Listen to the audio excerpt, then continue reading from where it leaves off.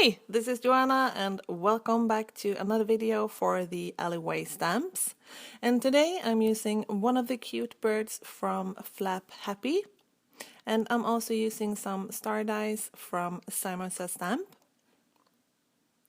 And I'm starting out with a piece of scrap cardstock, and I'm just using 2 shades of Distress ink to create an ombre effect. And the colors that I'm using are Spiced Marmalade and Mustard Seed. And I'm using a mini inking blending tool to apply the color.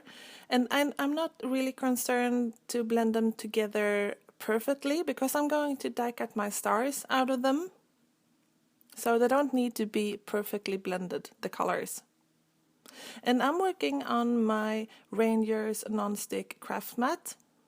So this is a really good way to protect your surface, your work surface. It's super easy to clean. And here it is. It looks like a hot mess, but it will look good at the end, I promise. And here are the stars that I'm going to die cut. And this is the front panel. And I'm just using a round shape to draw a line so I can place the stars. So I'm using a piece of washi tape to tape the dies in place, and I started at the bottom, but then I realized it's much easier if you start in the middle to get an even it even with the stars. So I'm just taping them in place, and I want one of this. I don't want them in an even line. And here they are. The first 2 are die cut. And I won't be using these small stars on today's card, but I will be saving them so I can use them on another project. And then I just place the star dies again, and I run it through my die cut machine. And I just keep doing this until the entire piece is die cut. And here they are all die cut, and I will save these small stars, and I'm saving them in the stamp pocket, just behind the die, so I can easily reach for them if I want them for another project. And then I just erase the pencil line with a white eraser. And now it's time to die cut the stars from the panel, from the ombre panel.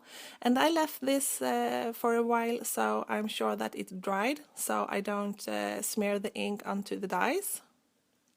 And the stars are not identical, so that's why I'm die cutting them on 2 edges so I can separate them. Otherwise it will be quite hard to put them in place later.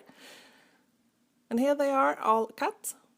And as you can see, I have 2 separate piles.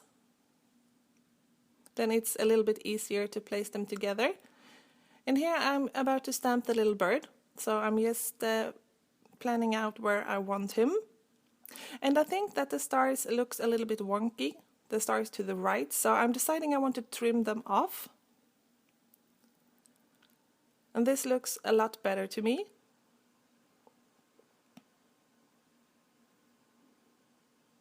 And then I just use my Fiskars stamp press and some black memento ink to stamp this really cute bird. I think he looks so happy, and I'm I'm smiling just looking at him. So I'm stamping him in the corner.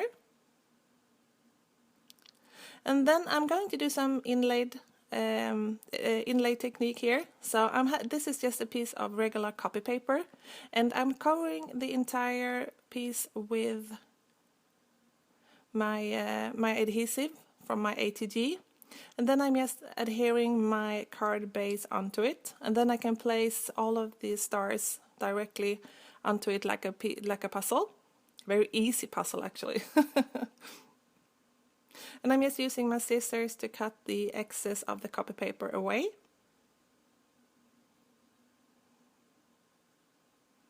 And here's the fun part. I'm just taking all of the little stars and I'm putting them in place. And this is, now I'm really happy that I actually separated the 2. So then it's really easy to find the correct star. At first I thought that the stars was identical, But luckily I saw that in time, so I could do 2 piles. Otherwise this would have taken me much longer.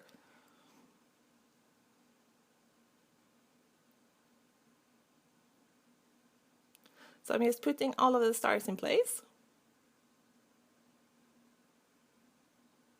And if you have a quick stick, it will be perfect to use that, but I don't have a quick stick, so I just used my fingers and it worked out fine as well. And now it's time to color my cute little bird, and I'm just using some yellow for his tummy, and then I'm using some teal colors for his head and his wings. And this is super easy copy coloring. I'm just adding some shades to him, super easy, just going from light to dark and then dark to light again to blend the colors together. And all of the colors are listed in the YouTube description down below if you want to know what colors I used. And I want to use a Nina Desert Storm card base, but since I cut down my card front a little bit, I'm cutting down my card base as well. And I'm not measuring this, I'm eyeballing it. And I'm using my Fiskars paper trimmer to cut it down. And it looks perfect. And I wasn't sure what to do about the sentiment. As you can see in the right corner, I had a lot of... I thought I was going to do some banners and stamp the sentiment onto the banners, but it covered my stars a little bit too much. So I decided I want to stamp the greeting around the stars. So I'm bending my stamp a little bit, and then I'm stamping it with some Butterbar Hero Arts Shadow ink. And I'm stamping it a couple of times. And I really love that about clear stamps, that you can alter them a little bit. And I wanted to say happy birthday on the inside as well. So I'm stamping it straight this time. And I'm using Memento ink.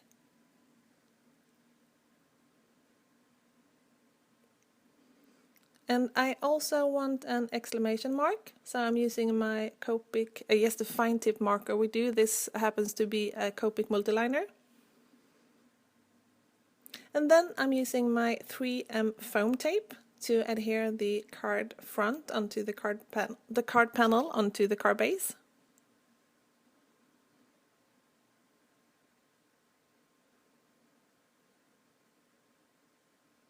And I'm also always struggling to adhere this straight. This is actually fast forward, so this takes me like forever in real life. I'm always struggling by adhering this correct, because if I don't, my husband always comments on it. It's not adhered straight. So I'm always struggling with that. And just to finish the card off, I'm using my Wink of Stella. This is the clear one. To adhere some glitter onto the bird and also onto all of the stars.